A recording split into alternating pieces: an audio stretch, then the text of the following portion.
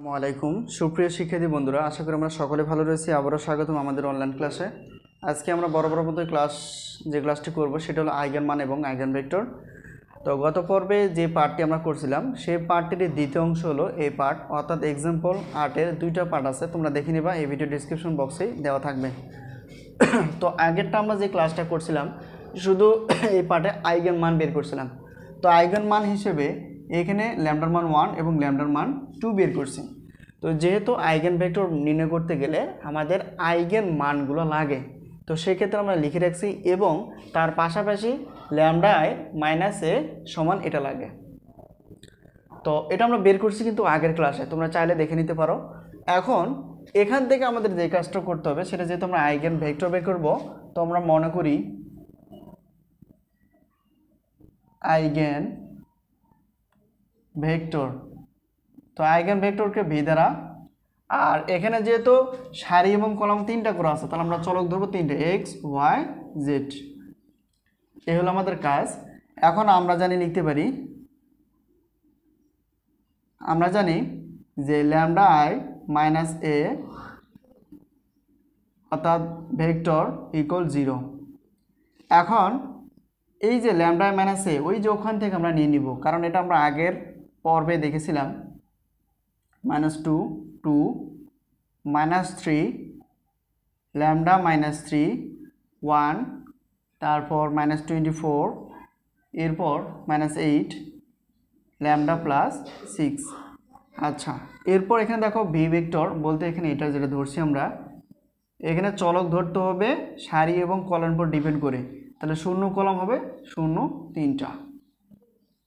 তাহলে এখন এখানে আমাদের কাজ হবে সারি দিয়ে কলামকে গুণ এবং পাশাপাশি একটা 0, এই সারি দিয়ে এই কলামকে গুণ পাশাপাশি একটা 0, এই সারিকে এটা দিয়ে গুণ পাশাপাশি একটা 0। এখন আর সারি কলাম গুণ করার সময় অবশ্যই মাঝে সূত্রে একটা প্লাস থাকে, এটা মনে রাখবা। আর এই যে এখানে দেখো ল্যামডা -8 ব্র্যাকেট, তার সঙ্গে একটা চলক গুণ এক্স, সূত্রে একটা প্লাস থাকে এটা আমরা জানি, কিন্তু এখানে মাইনাস প্লাসে মাইনাস, ওই মাইনাস আর এখানে প্লাসে মাইনাস হয়ে গেল। 2 দিয়ে ওয়াইকে গুণ করবে 2y। তাহলে এখন দেখো এখানে প্লাস হবে, কারণ এখানে প্লাস মাইনাস নেই, তাহলে এখানে কি এটাও প্লাস প্লাস প্লাস, আর এখানে একটা প্লাস তো আছেই সূত্রের। তাহলে এখন কি হবে 2 সঙ্গে জেড, সরি ওয়াই না, 2 সঙ্গে Z 2z, R equal to একটা কি হবে এখান থেকে একটা 0।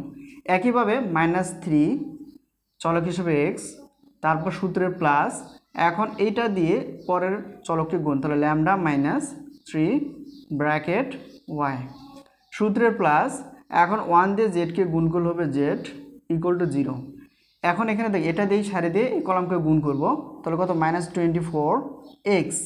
এখন মাইনাস মাইনাস, কারণ এখানে প্লাস থাকে সূত্রে প্লাস, এই মাইনাসে মাইনাস, এখন -8 দিয়ে, অর্থাৎ 8 দিয়ে ওয়াইকে গুণ করলে 8y।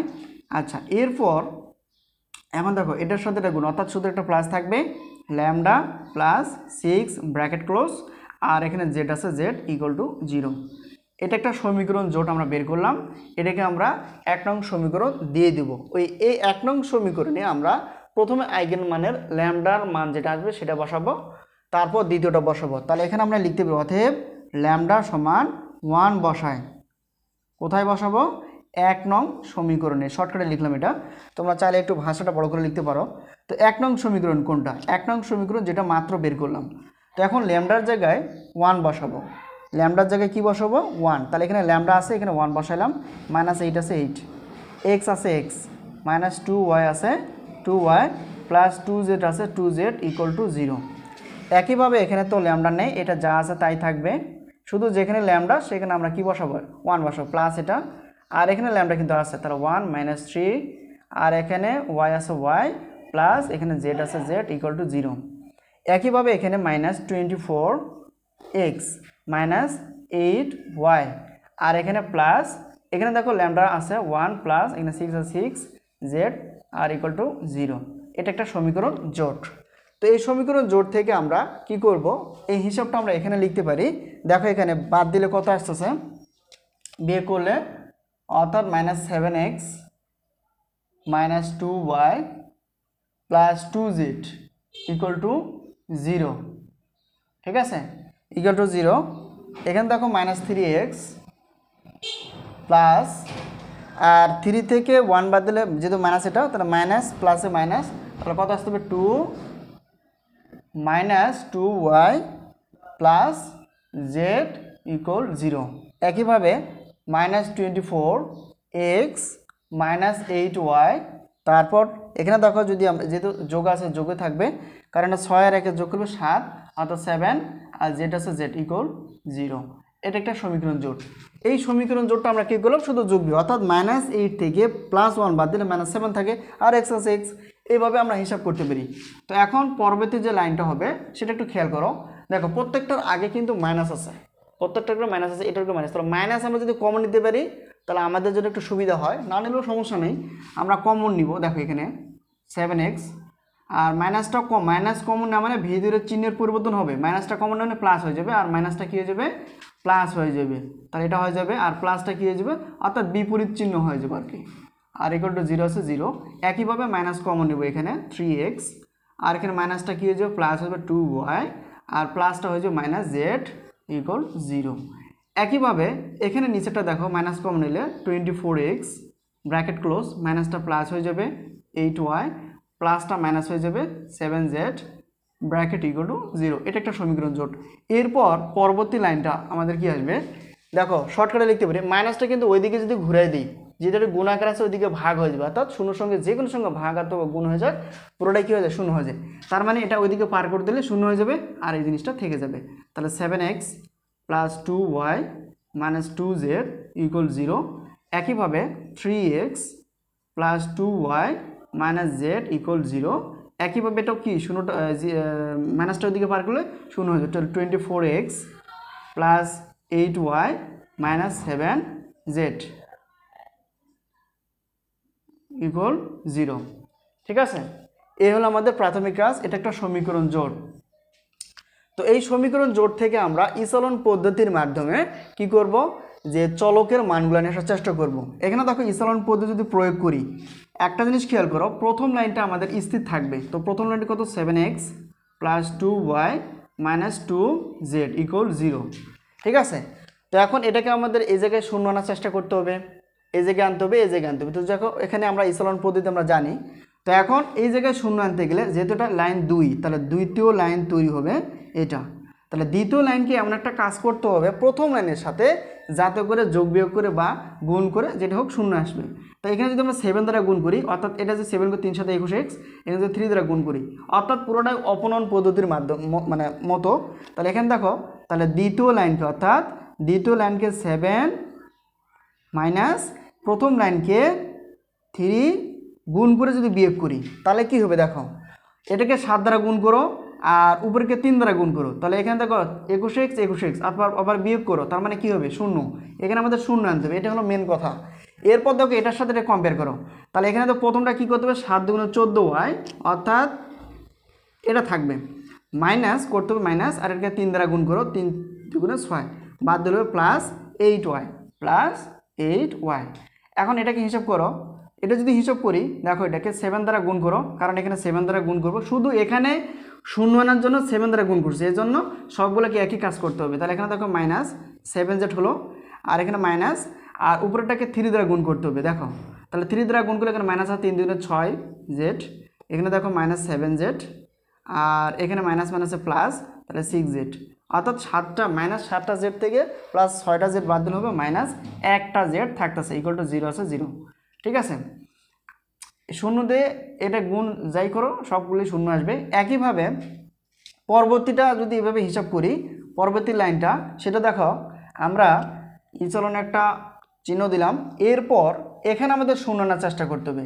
এখানে 24, উপরে কিন্তু 7, তাহলে 24-এর সঙ্গে 7 গুণ করো আর উপরে 24 দ্বারা গুণ করো, তাহলে কি আসে, অর্থাৎ আমাদের যে জিনিসটা আসবে সেটি হলো তৃতীয় নাম্বার লাইনকে ক্যালকুলেশন করার জন্য, অর্থাৎ এটাকে, অর্থাৎ 3 নম্বর লাইনকে আমরা 7 দ্বারা গুণ করবো, কারণ এখানে সহগ হিসেবে 7 আছে। তাহলে এখানে কত আসতে আছে, 7। 3 নম্বর লাইনকে 7 দ্বারা যদি গুণ করি বিয়োগ, এবং 1 নম্বর লাইনকে যদি আমরা 24 দ্বারা গুণ করে বিয়োগ করে দিই, তাহলে কি আসবে, মানের কোনো পরিবর্তন হবে না, অর্থাৎ পাশাপাশি আমরা কি পাবো, শূন্য পাবো। অর্থাৎ এটাকে আমরা 7 দ্বারা গুণ করব। অর্থাৎ 7 দ্বারা যদি গুণ করো তাহলে কত আসে দেখো তো। 7 দ্বারা গুণ করলে 4 7 28, হাতের কত থাকতেছে 2, 7 14, 14 16, 168। তার মানে এখানে কত প্লাস 168, আর এখানে এক্স আছে এক্স। একইভাবে এখানে যদি আমরা কি করি, অর্থাৎ 24 দ্বারা গুণ করি তাহলে কত একই আসবে কিন্তু। তার মানে এখানে মাইনাস কি আসবে, মাইনাস 168 এক্স আসবে।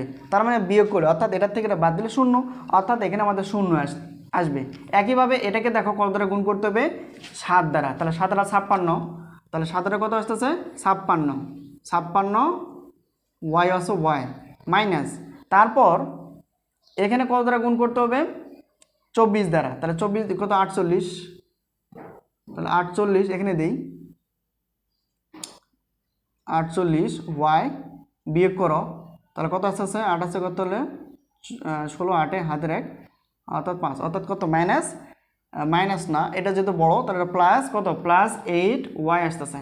একইভাবে এই জায়গাটাকে থেকে এই জায়গাটা হিসাব করো, তাহলে দেখো এখানে মাইনাস 7 দ্বারা গুণ করলে এখানে আমাদের গুণ করতে হবে 7, 7 সাথে 49, তাই এখানে কত 49 জেড মাইনাস, আর এখানে কত দ্বারা গুণ করতে হবে 24 দ্বারা গুণ করো, তাহলে 24 দ্বারা গুণ 24 × 48, তাহলে এখানে কি হবে 48 একবারে করে দিলাম 48 জেড, তাহলে কত আছে মাইনাস 49 জেড, মাইনাস মাইনাসে প্লাস 48 জেড, তাহলে এখানে বাদ দাও, তাহলে কত মাইনাস একটা জেড থাকতেছে।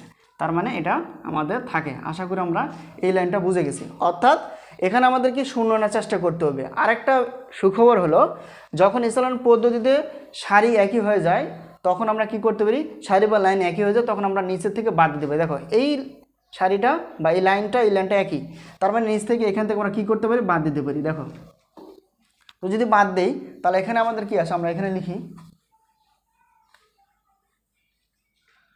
তোমরা নিচে নিচে লিখবা। এখন দেখো ইসালন পদ্ধতিতে যে অপশনটা দাঁড়ায়, অতএব ইসালন করার পর উপরেরটা তো ঠিক থাকবে 2y 2z = 0, আর এখান থেকে যেতে এটা একই, তাহলে এখান থেকে আমরা এটা বাদ দিয়ে দিব, তাহলে থাকতেছে কি, অর্থাৎ একবারে প্লাস 8y, এটা প্লাস বামে না দিলেও চলে, -z = 0। ঠিক আছে, এটাই হলো আমাদের ইসলন করার পর এই অংশটা। এটাকে আমরা কি করতে পারি, এই সমীকরণ জোটটাকে ডট ডট হিসেবে আমরা যেহেতু 1 বের করছি এখান থেকে আমরা 2 নং সমীকরণ দিতে পারি। আর এই 2 নং সমীকরণ থেকে আমাদের স্বাধীন চলক বের করতে হয়। তো স্বাধীন চলকটা কি আসলে, তো স্বাধীন চলকটা আমরা জানি যে স্বাধীন চলক বের করার নিয়ম হলো যে লাইন চলক থেকে, চলক এক্স ওয়াই জেড আছে, তাহলে চলক থেকে লাইন বাদ দিতে হয়। এটা একটা লাইন দুইটা লাইন, তাহলে দুইটা লাইন, তাহলে বাদ দিলে কত থাকতেছে 1। তার মানে স্বাধীন চলক হিসেবে আমাদের এখানে ধরতে হবে কত, একটা, অর্থাৎ এখানে একটা মানে একটি অনির্ভরশীল সমাধান বিদ্যমান। তাহলে এখানে আমাদের ধরতে হবে, দেখো এই নিচের অপশনটাকে ধরবো, এমন একটা মান ধরবো যাতে পূর্ণ সংখ্যা আসে। পূর্ণ সংখ্যা বলতে কি, এখানে যত আছে এখানে যদি আমরা ততই ধরতে পারি শেষেরটা, তাহলে আমাদের একটা পূর্ণ সংখ্যা আসবে। যেমন এখানে যা আছে তাই, এখানে আমরা জেডের পরিবর্তে 8 বসাবো, তাহলে এখানে কত আছে 8 = 0, তাহলে এখানে 8y, তাহলে কত এটা প্লাস হয়ে যাবে, অর্থাৎ y এর মানটা কত 8/8, তাহলে এখানে 1 আসতেছে। তাহলে এটা হলো পূর্ণ সংখ্যা। এখন কত হলো, আমরা যদি 2 ধরতাম অর্থাৎ 7 ধরতাম তাহলে একটা ভগ্নাংশ আসবে। তো কাছাকাছি মান, এমন একটা মান ধরো হয়তো 2 আসে অ্যান্সারটা, অথবা 3 আসে, অথবা 4 আসে, এইভাবে সিরিয়াল করে দেখলে ভালো হয়। এই জন্য এখানে আমরা অনির্ভরশীল একটা সমাধান ধরবো জেড, অর্থাৎ মনে করি জেডের মানটা ধরলাম 8। কেন 8 ধরবো, এখানে 8 আছে। এখন প্রশ্ন হলো যে এখানে যদি 4y এবং প্লাস কথা জেড থাকতো = 0, তাহলে এখন কি ধরতাম, তাহলে এখানে শেষেরটা আমরা ধরবো, তাহলে 4y, তাহলে এখানে জেডের জায়গায় আমরা কি ধরবো 4 ধরবো। কেন, এখানে 4 আছে 0, তাহলে এখানে কি আসতেছে, এখানে দেখো 4y, এখানে প্লাস আছে মাইনাস হয়ে যাবে, অর্থাৎ সাইড চেঞ্জ করলে -1 আসবে। তো একটা পূর্ণ সংখ্যা যেটা হোক, মাইনাস হোক আর প্লাস হোক, একটা কাছাকাছি +1 অথবা -1 এটা আসতেই পারে। তো যাই হোক এখানে 8 আছে, এই জন্য আমরা যেটাকে ধরলাম কি একটা অনির্ভরশীল সমাধান ধরতে হবে, তাহলে জেড সমান 8 ধরলাম, এখানে 8 আছে বিধে এখানে।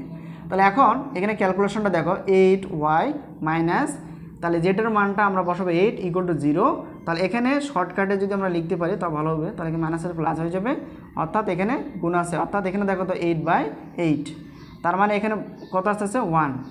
ঠিক আছে, ওয়ার মান কত পেয়ে গেলাম, 1 পেয়ে গেলাম।